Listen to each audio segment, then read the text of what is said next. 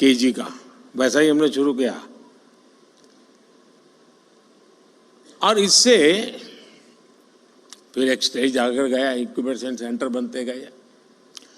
Tier 2, tier 3 शहरों के नौजवानों के लिए भी अपने आइडियाज को इंक्यूबेट करने की सुविधा मिलने लगी। आज पूरा देश गर्व से कह सकता है कि हमारा स्टार्टअप इकोसिस्टम सिर्फ बड़े मेट्रो शहर तक सीमित नहीं है। और अभी छोटी सी फिल्म में भी दिखाया गया, ये देश के 600 से अधिक जिलों तक पहुंच चुका है। इसका मतलब है ये एक सामाजिक कल्चर बन गया है। और जब कोई सामाजिक कल्चर बन जाए तो फिर उसको रुकने का कोई कारण ही नहीं होता है। वो नई नई ऊंचाइयों को प्राप्त करता ही करता जाता है। भारत की स्टार्टअप क्रांति का नेतृत्व आज देश के छोटे शहरों के युवा कर रहे हैं।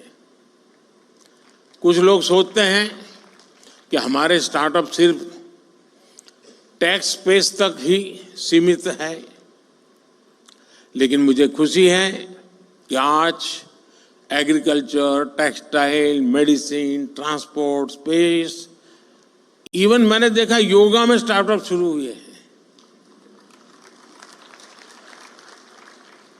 आयुर्वेद में स्टार्टअप शुरू हुआ है। और एक दो नहीं, मैं रुचि लेता हूं तो देखता रहता हूं। 300, 400 की संख्या में है। और हर एक में एक से बढ़कर एक न कुछ नया है जी। कभी तो मुझे भी सोचना पड़ता है कि मैं योगा कर रहा हूं वो ठीक है कि स्टार्टअप वाला कह रहा है वो योगा ठीक है।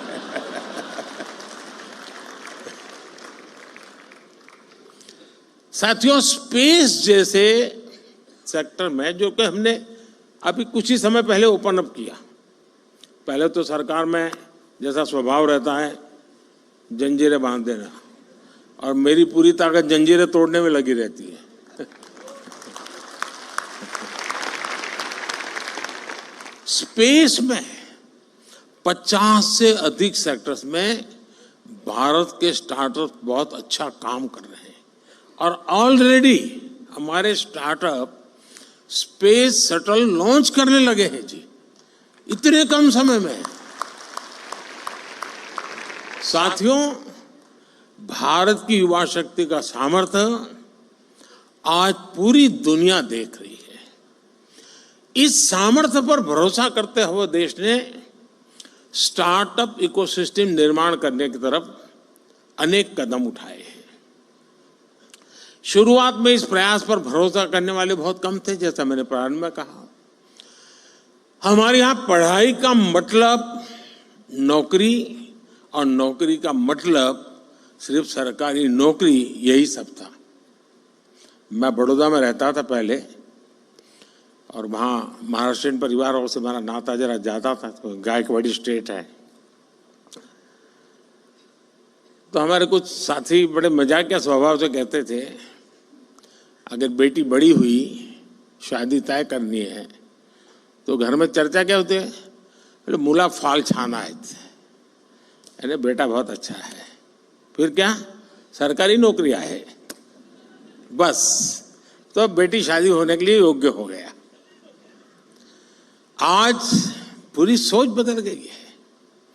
कोई बिजनेस की बात करना था तो पहले आइडिया की नहीं, दिमाग यही है यार, करना तो है लेकिन पैसे कहां से लाऊं। शुरुआत की चिंता उसकी पैसों से रहती थी। जिसके पास पैसा है वही बिजनेस कर सकता है, ये हमारे यहां धारणा बन चुकी थी। ये स्टार्टअप इकोसिस्टम ने उस साइकी को तोड़ दिया है जी। और देश में जो रिवॉल्यूशन आता है ना, ऐसी चीजों से आता है। देश के नौजवानों ने जॉब सीकर से ज्यादा जॉब क्रिएटर बनने का रास्ता चुना है। और फिर जब देश ने स्टार्टअप इंडिया अभियान शुरू किया तो देश के युवाओं ने दिखा दिया कि वो क्या कुछ कर सकते हैं। आज भारत दुनिया का तीसरा बड़ा स्टार्टअप इकोसिस्टम है। 2014 में जहां देश में कुछ 100 स्टार्टअप भी नहीं थे, आज भारत में करीब 1.25 लाख रजिस्टर्ड स्टार्टअप्स हैं और इनसे करीब 12 लाख नौजवान सीधे तौर पर जुड़े हुए हैं। हमारे पास 110 से ज्यादा यूनिकॉर्न्स हैं। हमारे स्टार्टअप्स ने लगभग 12,000 पैटेंट्स फाइल किए हैं और बहुत सारे स्टार्टअप्स ऐसे हैं जो अभी तक वो पेटेंट के महत्व नहीं समझे हैं। मैं अभी भी मिल के आया, मैंने पहला ही पूछा, मैंने कहा पेटेंट हुआ गया? नहीं, बोले प्रोसेस में है। मेरा आप सबसे आग्रह है उस काम को साथ साथ चालू ही कर दीजिए, क्योंकि आज दुनिया इतनी तेजी से बदल रही है, पता नहीं कौन कहां हाथ मार ले।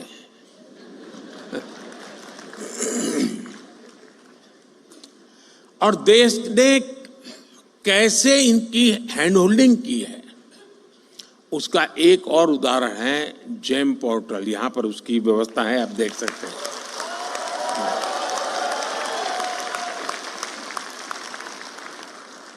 आज ये स्टार्टअप सिर्फ जेम पोर्टल पर ही करीब 20,000 करोड़ रुपए से ज्यादा का कारोबार कर चुके हैं। यानी सरकार ने एक प्लेटफॉर्म बनाया, आप वहां पहुंचे और इतने कम समय में 20-22 साल की आयु के नौजवान 20,000 करोड़ का कारोबार कर ले एक प्लेटफॉर्म पर। ये बहुत बड़ी बात है जी। आप सभी इस बात के गवाह हैं कि आज का युवा अब डॉक्टर, इंजीनियर के साथ साथ एक इनोवेटर बनने का सपना, अपने स्टार्टअप का सपना भी देखने लगा है। ये मैं समझता हूं उसके पास जो टैलेंट है या जो उसकी ट्रेनिंग है, स्टार्टअप के माध्यम से वो एक नए क्षेत्र में प्रवेश कर रहा है। आज मैं देखता हूं कि कैसे युवा अपने स्टार्टअप के दम पर अलग अलग सेक्टर्स में छाए हुए हैं। और मुझे तो पक्का विश्वास है कि 2019 का जब चुनाव आएगा ना, उस समय कम से कम 1,000 स्टार्टअप ऐसे होंगे जो इसकी सेवाएं पॉलिटिकल पार्टियां लेती होगी। वो ऐसे ऐसे चीजें लेकर के आएंगे और उसको भी लगेगा हाँ यार, इस तरीके से पहुंच रहा अच्छा है, ये सरल रास्ता है। यानी कहने का मेरा तात्पर्य है कि हर क्षेत्र में, चाहे वो सेवा का क्षेत्र हो, कम्युनिकेशन का क्षेत्र हो, नौजवान नए आइडिया लेकर के आते हैं। कम से कम रिक्वायरमेंट के साथ वो परफॉर्म करने लग जाते हैं। और मैं मानता हूं इसी ने इसकी ताकत बहुत बढ़ाई है। कोई, मैंने देखा आज जो ट्रेडिशनल खान पान की चीजें हैं उसमें बिजनेस में आगे बढ़ रहा है। कोई मेडिकल के इक्विपमेंट इस प्रकार से बना रहे हैं कि भाई आपको आसानी से आप अपना देख सकते हैं। यानी कोई सोशल मीडिया के ग्लोबल जायंट्स से मुकाबला करने की तैयारी कर रहा है। यही सपने हैं, यही स्पिरिट है, यही शक्ति है। इसीलिए लोग कहते हैं मैं इसे नष्ट करूंगा।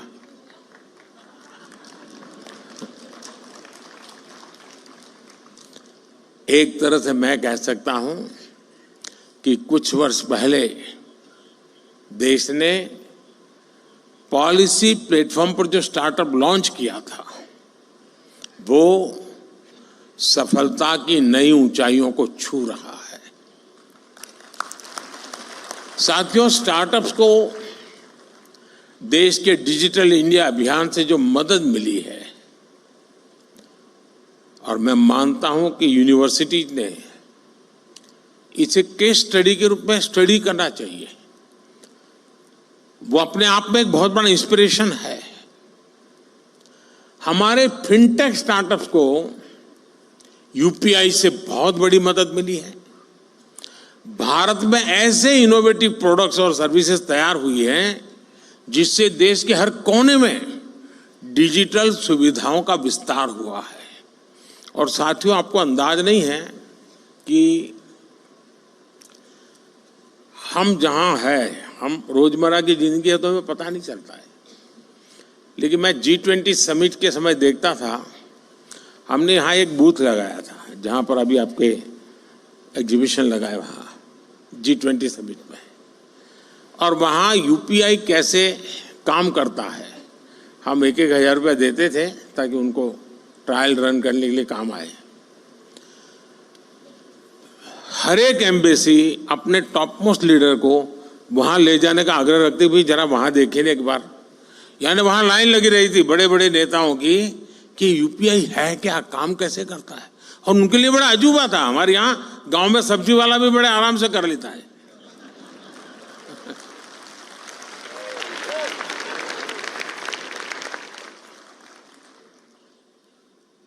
साथियों, इससे फाइनेंशियल इंक्लूजन को बल मिला है। रूरल और अर्बन डिवाइड को देश कम कर पाया है। और दुनिया में शुरू में इसकी चिंता थी। जब डिजिटल प्रोग्रेस होने लगा तो हैव्स एंड हैव नॉट्स वाली थियरी इसके साथ जुड़ गई थी। सोशल डिवाइड की बात हो रही थी। भारत ने टेक्नोलॉजी को डेमोक्रेटाइज कर दिया है और इसलिए हैव्स एंड हैव नॉट्स वाली थियरी मेरे यहाँ चल नहीं सकती है। मेरे यहाँ सबके लिए सब कुछ है।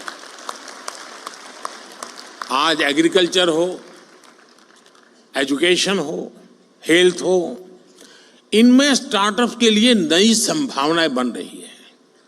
मुझे इस बात की भी खुशी है कि हमारे 45% से ज्यादा स्टार्टअप्स 45% से ज्यादा स्टार्टअप्स इसका नेतृत्व महिलाएं कर रही है, नारी शक्ति कर रही है।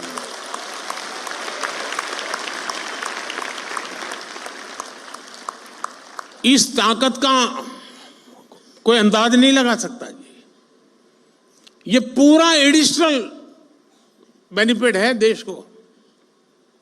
हमारी बेटियां कटिंग एज इनोवेशन से देश की समृद्धि की तरफ ले जा रही है जी। साथियों, इनोवेशन का एक कल्चर विकसित भारत के निर्माण के लिए नहीं बल्कि पूरी दुनिया के बेहतर भविष्य के लिए भी बहुत जरूरी है। और मैं बहुत जिम्मेवारी के साथ कहता हूं, विश्व के बेहतर भविष्य की बात मैं कर रहा हूं, और मेरी ताकत पर नहीं, आपके सामर्थ्य पर मेरा भरोसा है।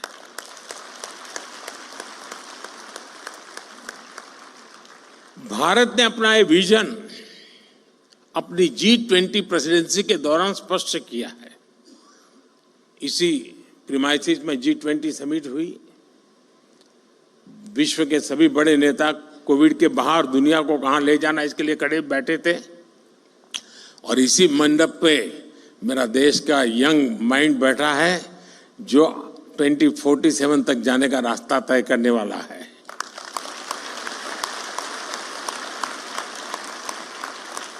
भारत ने स्टार्टअप 20 के तहत दुनिया भर के स्टार्टअप इकोसिस्टम को एक साथ लाने का प्रयास किया है।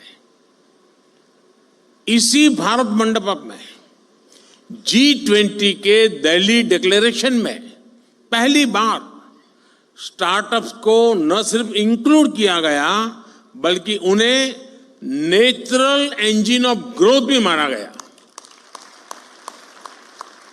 मैं जरूर कहूंगा कि आप G20 का ये डॉक्यूमेंट जरूर देखें आप, यानी किस लेवल पर हम चीज को ले गए हैं। अब हम AI टेक्नोलॉजी से जुड़े एक नए युग में है। और आज दुनिया इस बात को मान के चलती है कि एआई मतलब इंडिया का अपर हैंड रहने वाला है जी। ये दुनिया मान के चल रही। अब हमारा काम है मौका नहीं छोड़ना है। और मैं काफी मदद ले रहा हूं ये एआई की आजकल, क्योंकि मुझे मालूम है, मुझे इलेक्शन कैंपेन में लैंग्वेज की सीमाएं आती है, तो मैं एआई की मदद से तमिल में भी मेरी बात पहुंचा रहा हूं, तेलुगु में पहुंचा रहा हूं, उड़िया में पहुंचा रहा हूं। तो आप जैसे नौजवान ये काम करते हैं तो मेरा भी काम हो जाता है। पहले मैं देख रहा था, कोई मुझे मिलता था तो एक जमाना था, पहले ऑटोग्राफ मांगते थे, धीरे धीरे फोटोग्राफ मांगने लगे, अब सेल्फी मांगने लगे, अब तीनों मांग रहे हैं, सेल्फी चाहिए, फोटोग्राफ चाहिए, ऑटोग्राफ चाहिए। अब करे क्या? तो मैंने एआई वाली मदद ले ली। मैंने अपने नमो ऐप पर एक व्यवस्था खड़ी कर दी। अगर मैं यहाँ से गुजर रहा हूँ और कहीं पर एक कोने पर आपका आधा चेहरा भी आ गया तो एआई की मदद से आप निकाल सकते हैं, मोदी के साथ मैं खड़ा हूँ।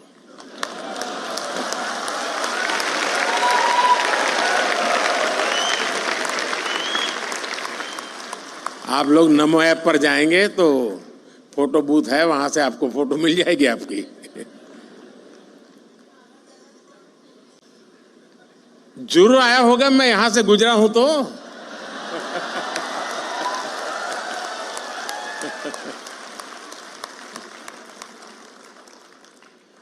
साथियों, इसलिए भारत के यंग इनोवेटर्स के लिए और ग्लोबल इन्वेस्टर्स के लिए एआई एक ऐसा क्षेत्र अनगिनत नए अवसर लेकर के आया है। National quantum mission, India AI mission और सेमीकंडक्टर मिशन, ये सारे अभियान भारत के युवाओं के लिए संभावनाओं के नए द्वार खोलेंगे। अभी कुछ महीने पहले मुझे अमेरिका की संसद को संबोधित करने के लिए उन्होंने बुलाया था, तो मैंने वहां एआई की चर्चा की। तो मैंने कहा अब एआई दुनिया का भविष्य तय करने के लिए सामर्थ्यवान बनता जा रहा है, तो जितनी वहां समझ थी उतने हिसाब से तालियां बजी।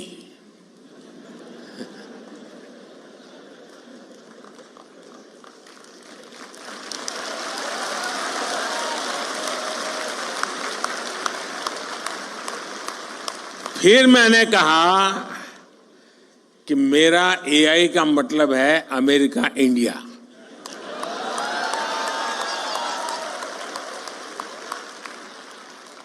तो पूरा सभागृह खड़ा हो गया। साथियों, लेकिन ये तो मैंने वहां पॉलिटिकल संदर्भ में कहा, लेकिन आज मैं जरूर मानता हूं कि एआई का सामर्थ्य, इसका नेतृत्व भारत के हाथ में ही रहेगा और रहना भी चाहिए।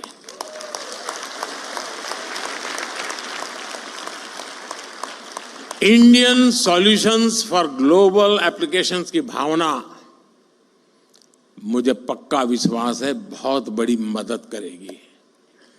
भारत के युवा इनोवेटर जिन प्रॉब्लम्स का सॉल्यूशन ढूंढेंगे, वो दुनिया के अनेक देशों की मदद करेगा। मैं पिछले दिनों कुछ एक प्रयोग करता रहता हूं। मैं दुनिया के कई देशों के साथ हमारे देश के बच्चों के हैकाथॉन करवाता हूं। 30-40 घंटे ये बच्चे ऑनलाइन जुड़ करके हैकाथॉन करते हैं। मिक्स टीम बनती है, जैसे मानो सिंगापुर इंडिया है तो सिंगापुर के बच्चे, इंडिया के बच्चे साथ में प्रॉब्लम सॉल्व करते हैं। मैंने देखा है कि भारत के बच्चों के साथ हैकाथॉन करने के लिए दुनिया में बहुत बड़ा आकर्षण पैदा हुआ है। फिर मैं उनको कहता हूं, यार तुम जमोगे नहीं उनके साथ? बोले साहब जमेंगे नहीं, लेकिन सीखेंगे तो।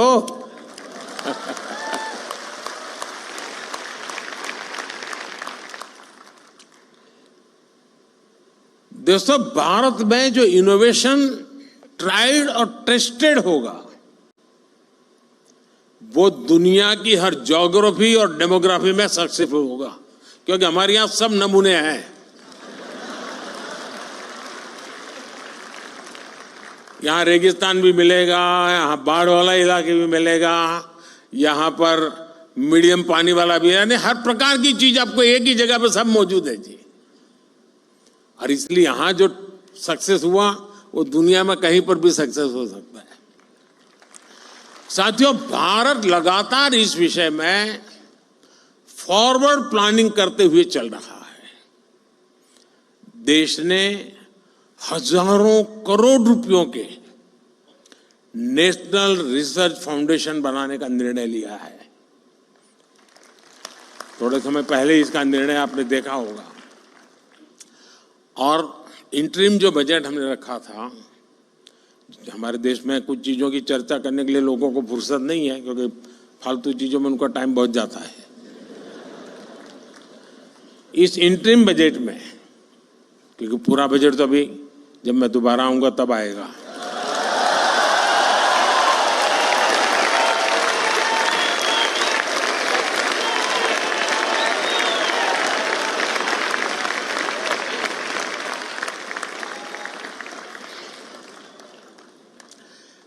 इस इंटरिम बजट में एक बहुत बड़ा निर्णय हुआ है। मैं चाहता हूं कि देश के हर नौजवान को पता होना चाहिए। रिसर्च और इनोवेशन के लिए 1,00,000 करोड़ रुपए के फंड की घोषणा की गई है। इससे सनराइज टेक्नोलॉजी एरिया में लंबे समय तक चलने वाले रिसर्च प्रोजेक्ट में मदद मिलेगी। भारत ने डिजिटल डेटा प्रोटेक्शन के लिए बेहतरीन कानून भी बनाया है। स्टार्टअप्स को प्रोत्साहित करने के लिए जो भी कदम जरूरी है वो सारे उठाए जा रहे हैं। अब देश फंडिंग का एक बेहतर मैकेनिज्म बनाने का भी प्रयास कर रहा है। साथियों, आज जो स्टार्टअप सफल हो रहे हैं उन पर एक बड़ी जिम्मेदारी भी है। आपको ये तो ध्यान रखना ही है कि आपके आइडिया पर किसी ने भरोसा किया है, तभी आप यहां पहुंचे हैं। इसलिए आपको भी एक नए आइडिया को सपोर्ट करना चाहिए। कोई तो था जिसने आपका हाथ पकड़ा था, आप भी किसी का हाथ पकड़िए। क्या आप किसी एजुकेशनल इंस्टीट्यूट में युवाओं को प्रेरित करने के लिए मेंटर के रूप में जा नहीं सकते?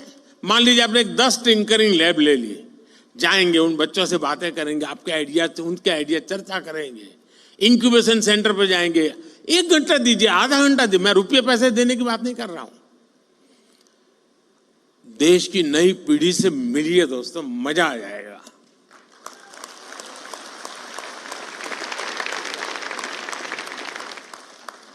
आप कॉलेजों में, यूनिवर्सिटीज में स्टूडेंट से मिल करके उन्हें गाइड कर सकते हैं, क्योंकि आपके पास कहने को एक सक्सेस स्टोरी है, उसको सुनने के लिए युवा मन तैयार है।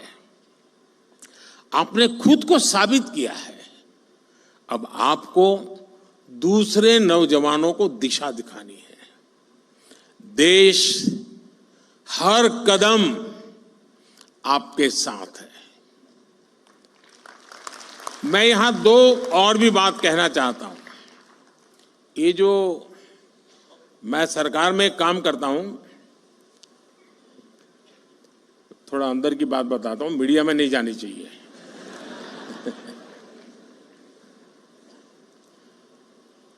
मैंने सरकार में एक बार कहा आकर के, नया नया यहाँ आया था दिल्ली, यहाँ का कल्चर का ज़्यादा पता नहीं था मुझे, बाहर का व्यक्ति था। मैंने सरकार से कहा, मैंने कहा ऐसा करो भाई, तुम्हारे यहाँ ऐसे प्रॉब्लम डिपार्टमेंट में जो लंबे समय से अटके पड़े हैं, लटके पड़े हैं, तुम लोग कोशिश कर रहे हो लेकिन सॉल्यूशन नहीं आ रहा है, ऐसे आइडेंटिफाई करो और मैं देश के नौजवानों को एक प्रॉब्लम दूंगा, उनको कहूंगा हैकेथॉन करो और इसका मुझे सॉल्यूशन दो। तो खैर हमारे बाबू लोग तो बहुत बहुत पढ़े लिखे लोग रहते हैं। तो साहब उसको कोई जरूरत नहीं, हमारा 20-20 साल का अनुभव है। अरे मैंने कहा यार भाई क्या जाता है। शुरू में मुझे बहुत रेजिस्टेंस था, क्योंकि कोई मानने को तैयार नहीं था कि हमारे यहाँ कुछ अटका हुआ है, हमारे यहाँ कुछ लटका हुआ है, हमारे यहाँ रुका हुआ। कोई कहे हमारे सब नहीं साहब सब बहुत बढ़िया चल रहा है। अरे मैंने कहा भाई बढ़िया चल रहा है तो भी तो दो, वैल्यू एडिशन होगा। अच्छा नहीं होगा तो वो देखेगा कि क्या बढ़िया है, जाने दो ना बाहर। खैर बड़ी मुश्किल से सब डिपार्टमेंट ने मुझे, मैं बहुत पीछे पड़ गया तो निकाल करके दिया कि साहब ये एक समस्या है। ये तो टोटल लगाया तो करीब 400 निकली।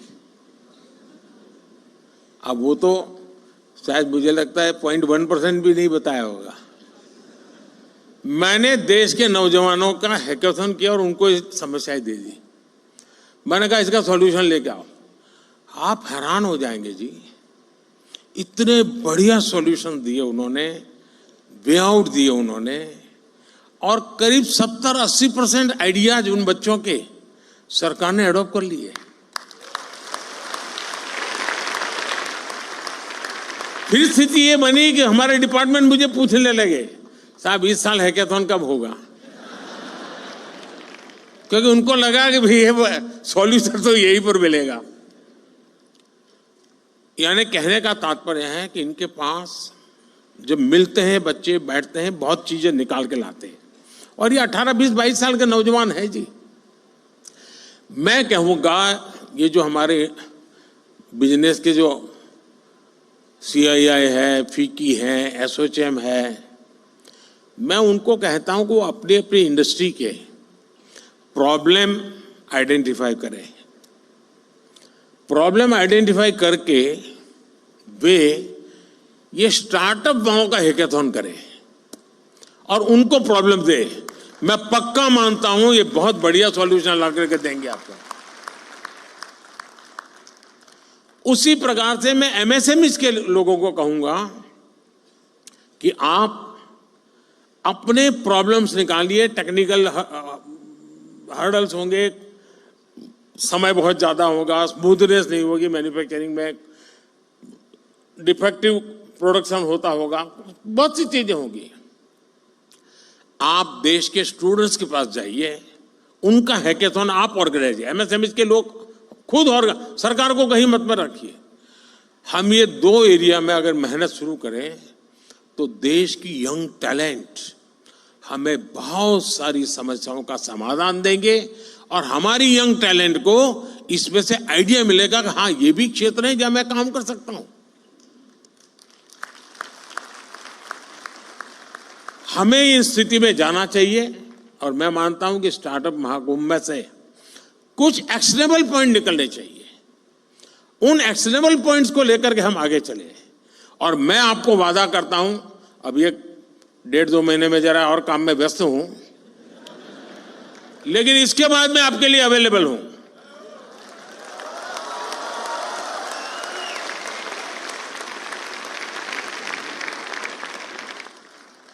मैं यही चाहूंगा कि आप आगे बढ़े, नए स्टार्टअप बनाएं, खुद की भी मदद करें, दूसरों की मदद करें। आप इनोवेशन जारी रखें, इनोवेटर्स को अपना सहयोग जारी रखें। आपके एस्पिरेशंस ही भारत के एस्पिरेशंस है।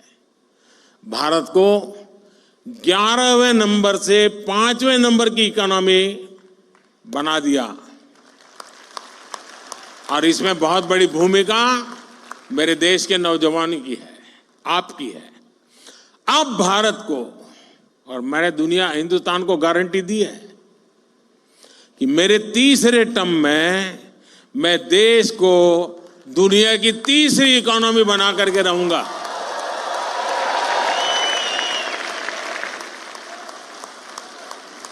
और ये जंप जो है उसमें स्टार्टअप की बहुत बड़ी भूमिका होगी, मैं देख सकता हूं जी। साथियों, मुझे अच्छा लगा आप सबसे गप्पे गोष्ठी करने का। आप सब नौजवानों से आपका उत्साह, उमंग मेरे में भी एक नई ऊर्जा भर देता है। बहुत बहुत शुभकामनाएं, बहुत बहुत धन्यवाद।